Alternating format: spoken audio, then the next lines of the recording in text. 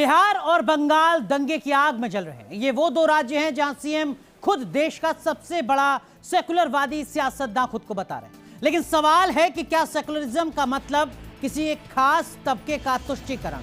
क्या सेकुलरिज्म की आड़ में 2024 के लिए एक वफादार वोट बैंक तैयार करने की कोशिश हो रही है, साजिश हो रही है? क्या इसी कोशिश की वजह से बिहार बंगाल हिंसा भड़की? नीतीश और ममता दोनों बीजेपी को दंगे के लिए जिम्मेदार बता रहे हैं, लेकिन क्या दोनों पाक साफ हैं? इस दंगे के बाद आखिर दोनों की सेकुलर सियासत को कटघरे में क्यों ना खड़ा किया जाए? इसी सवाल को तलाशती ये रिपोर्ट थी।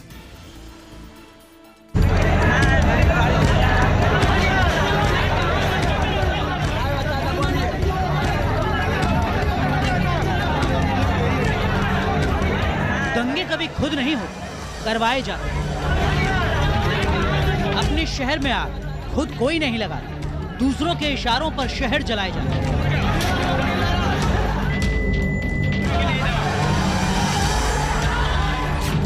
क्या वोट बैंक की सियासत ने बिहार बंगाल में लगाई आग? दो अलग अलग राज्य, दोनों जगह दंगे की आग और वजह एक, और वो है रामनवमी की शोभा यात्रा के दौरान बवाल।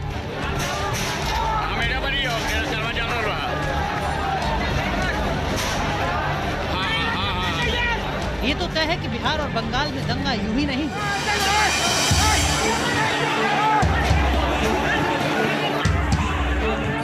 क्या बिहार और बंगाल दंगों की आग में 2024 की सियासी रोटी सेकने की कोशिश हो रही है?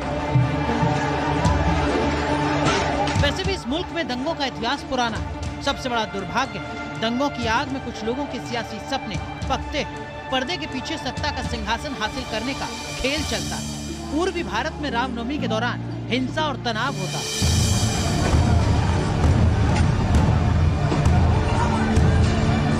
अब जब 2024 की आहट सुनाई दे रही है, ऐसे में इसकी सियासी क्रोनोलॉजी समझना बेहद जरूरी है।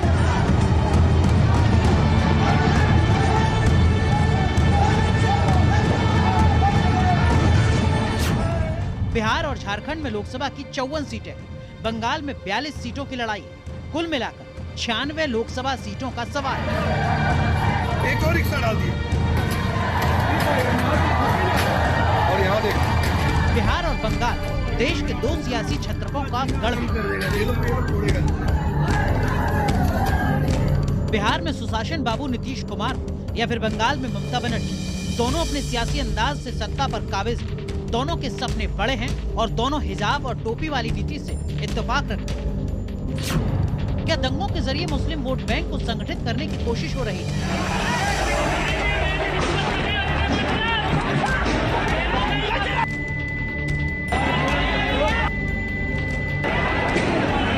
बिहार और बंगाल की सियासत इस मामले में कमोबेश एक जैसी है।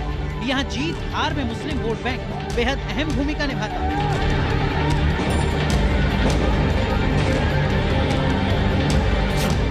बंगाल में जहां मुसलमानों की आबादी करीब 35% है, वहीं बिहार में 16 से 17% मुस्लिम वोट बैंक है। यही वजह है कि इन दोनों राज्यों में जीत का सियासी समीकरण बिठाने में नेता मुस्लिम वोटर्स को रिझाने की कोशिश करते हैं। बंगाल में बवाल, ममता पर सवाल।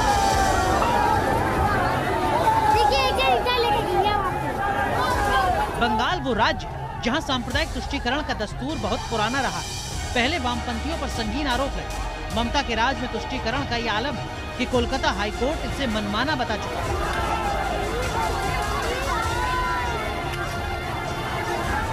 रामनवमी पर दंगों के बीच ममता का एक बयान भी सवालों के घेरे में। अंदर चलो, अंदर चलो, अंदर चलो। जो लोग रामनवमी जुलूस निकाल रहे हैं और शांतिपूर्ण जुलूस निकाले। रमजान चल रहा है, मुस्लिम इलाके में जाने से बचे, पर शांति से मनाए, हिंसा ना करें। রামনবমীর দিন যা অস্ত্র পাবো নিয়ে বেরোবো, দেখবো কে কি করতে পারে। মিছিল আমরাও করবে, তোমরাও করবে। রমজান মাসও চলছে, রোজার মাসও চলছে। একটা মুসলিম এরিয়ায় গিয়ে হামলা করলে মনে রেখো তার বিরুদ্ধে আইনত পদক্ষেপ নেবে। इस बयान के क्या मायने निकाले जाए? क्या ममता सिर्फ रामनवमी शोभा यात्रा निकालने वालों को दंगाई समझती है? टोपी पहनकर पत्थर चलाने वाले, आगजनी करने वाले कौन है? ममता इस सवाल पर मौन है। लेकिन बीजेपी उन पर सवाल खड़े कर रही है। और 12 रामनवमी का कार्यकर्ता जो हिंदू संगठन से, सनातन संगठन से जुड़ा हुआ है, उसको हिरासत में लिया, 100 से ज्यादा घर में रेड किया और बहुत खराब तरीके से रेड किया और औरत के ऊपर भी अत्याचार हुई है काल पुलिस का द्वारा।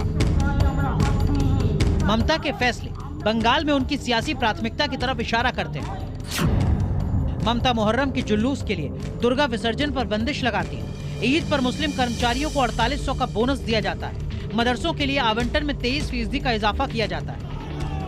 ये वो कदम है जिसे ममता आगामी लोकसभा चुनाव में जीत का मूल मंत्र मानती रही है। बिहार की बात की जाए तो दंगों की आग में नीतीश कुमार का गृह जिला नालंदा जल रहा है। नीतीश का बीजेपी से हमेशा के लिए तलाक हो चुका है। लिहाजा अपना जनाधार बढ़ाने के लिए नीतीश के पास मुस्लिम वोट बैंक के अलावा कोई विकल्प नहीं।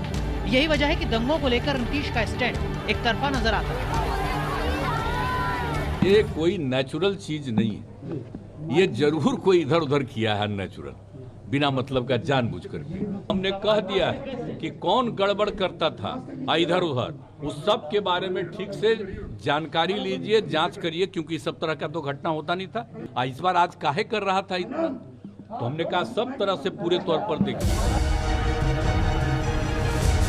बिहार वो राज्य है जहां 80 के दशक में भागलपुर के दंगों ने प्रदेश की सियासत बदल दी। इस दंगे की वजह से मुसलमानों का कांग्रेस से मोहभंग हो गया और आने वाले दिनों में लालू प्रसाद यादव अल्पसंख्यक समुदाय के मसीहा बनकर उभरे। अब जब नीतीश लालू के साथ और नीतीश के लिए अल्पसंख्यक वोटर अस्तित्व का सवाल बन चुका है, यही वजह है कि बिहार के मुस्लिम बहुल सीमांचल जिले में शुक्रवार को छुट्टी का फरमान जारी किया जाता है। 2024 के लिए नीतीश और ममता एक नाव की सवारी कर रहे हैं।